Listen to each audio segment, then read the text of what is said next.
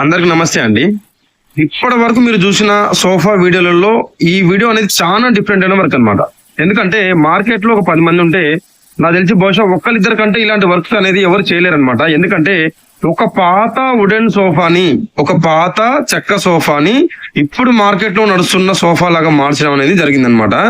అది కూడా with showroom finishing కంటే కూడా ఇంకా బెటర్ గా చేసినాం. అసలు ఈ వర్క్ ఎవరైనా ఇంటికి వచ్చి చూస్తే అసలు ఈ సోఫాని అసలు ఎలా చేయలేసారు అని ఆశ్చర్యానికి గురవుతారు అనమాట. ఎందుకంటే ఒక కొత్త సోఫా మీరు ఆర్డర్ ఇస్తే చేయడం చాలా ఈజీ ఆ మోడల్ అనేది. కానీ ఒక పాత షేప్ లో, అంటే ఒక పాత వుడెన్ షేప్ లో ఉన్న సోఫాని ఇప్పుడు మార్కెట్ లో ఉన్న షేప్ లో మార్చడం అనేది చాలా అనుభవం కావాలన్నమాట.